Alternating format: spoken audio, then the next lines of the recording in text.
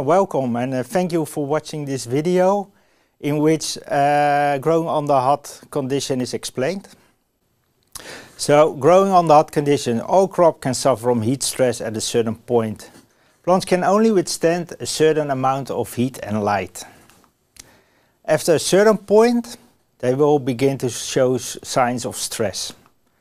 So, wilting and curled leaves and reduction in photosynthesis, that's the first point of stress. The second point of stress is stunting, lower leaf yellowing, burnt leaves, leaf distortion, delayed flowering and so on. So, optimal growing conditions. It's about preventing stress to your plants. And preventing stress, that means shorter cultivation time, better pest and disease resistance, less labor input, but overall a better quality for you and for your customers. Just preventing heat stress by heavy shading. Growing plants under high temperatures combined with low light intensity lead to inferior quality plants. So that is something you don't want. So, some plant physiology. Plants absorb a part of the solar spectrum that we call photosynthetic active radiation, PAR. And that is the light range between 400 and 700 nanometer wavelength. And PAR drives the photosynthesis process in which CO2 and water are converted into assimilates and oxygen. And assimilates, those are the building blocks for healthy growth. So the best way to optimize photosynthesis during the day is to provide much PAR light, but support the plant its ability to maintain water uptake and evaporation. So, keeping a balanced climate, forcing the plant to extreme evaporation rates can cause damage to your crop. So, extreme circumstances, so extreme heat, in combination with low relative humidity, means extreme evaporation by your plants. And that means your plants will dehydrate and start to wilt. And as a response to that, the plant will start closing the stomata. The CO2 uptake will be less because the plant takes up CO2 through the stomata, and less assimilates are made through photosynthesis. So, keep your radiations up, radiation or your PAR levels up, and that is possible by creating conditions with high humidity.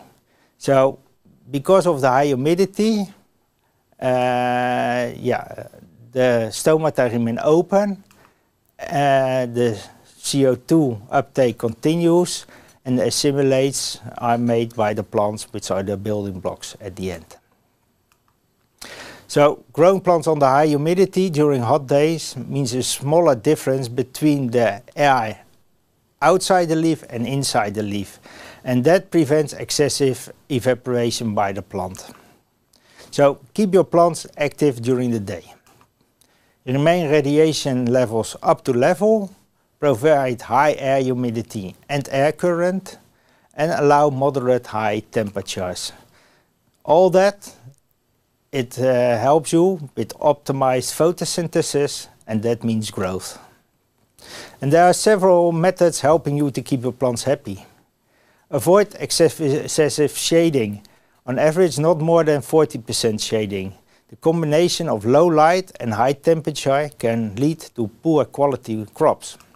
So what is the better option? Apply whitewash to the greenhouse in combination with a somewhat translucent shade screen. The whitewash reflects much of the sun radiation, and it prevents that it's absorbed by structures and heating of your greenhouse.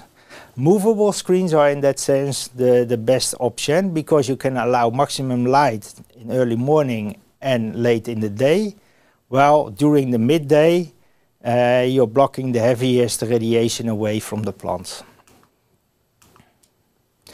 So dark materials absorb much of the radiation, and that's converted in thermal energy. So white colors, on the other hand, reflect radiation. So invest in reflective light colored shade screens and ground cover in your greenhouse. It will keep the temperatures moderate in your greenhouse. And yeah, you also have the Illuminate shade screen, which diffuses the light, and that means that the light is entering the plant from different directions. So you will also get optimized photosynthesis. So another point of attention is keeping your greenhouse filled with plants. Plants evaporate, and that requires heat. It's supplied by the surrounding air, and that lowers the air temperature. And the positive side of that is that the air humidity in your greenhouse increases. And keep empty spots and pathway wet during moments of extreme heat. It has the same effect, but avoid splashing water onto your crops because that can promote diseases. And let plants get used to increased light and temperature levels gradually. The root system, just after potting, is not well developed enough to support excessive evaporation. So allow the plants to condition itself to high par levels step by step. By allowing higher par levels step by step, the plants are given more time to develop a healthy and widespread root system. Potassium and calcium that regulate the opening and closing of the guard cells around the leaf stomata. The plant needs sufficient potassium and calcium to regulate the stomata to prevent the plant from overheating. And the red dots, those are the potassium elements. And if they are outside the guard cells, through reverse or through osmosis, the stomata will close. When the potassium is moved into the guard cells, through osmosis, the water will go to the guard cells and the stomata will start to open. So, during moments of extreme drought, abscisic acid is produced in the roots and the leaves, and this hormone will force the stomata to close very quickly. That is a kind of protection by the plant to avoid over evaporation. But long after the water stress has been resolved, so your plants are growing healthy, the hormone remains active in the plant and prevents the stomata from reopening. So the plant cannot take any CO2 still, and you might think that your plants are growing, but because of lacking CO2, there's hardly any photosynthesis. So drought stress in the morning results in plant not to carry out any photosynthesis and therefore missing out of growth for the rest of the day. So avoid those stress moments at all times. Also, prevent accumulated salt buildup in the top layer in the pots. During hot day, plants must have easy access to water. So when you irrigate, make sure that the substrate leaches a little bit during hot days to prevent that salt accumulation in the top layer of the pot. And measure your substrate EC. If it's increasing all the time, it might get to a point that the plant experiences stress, which causes wilting, a root tip dieback, or increased sensitivity to PTM. And if that is occurring, so high EC in your pots and your plants are having stress because of that, bring back the substrate EC by replacing excess of the harmful salts by scheduling a one-time fertilized irrigation. Do that by a heavy leach at a somewhat lower EC.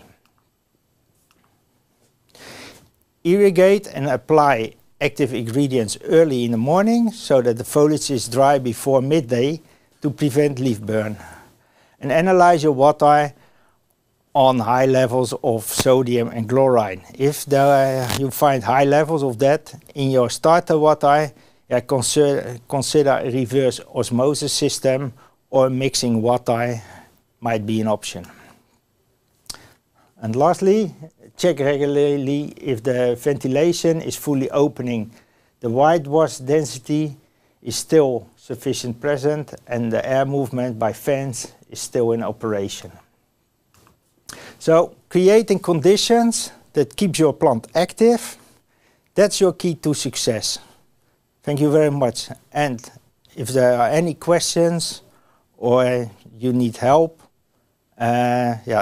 you can always contact a sales rep, and within Syngenta 4 hours we are always happy to help you. Thank you very much.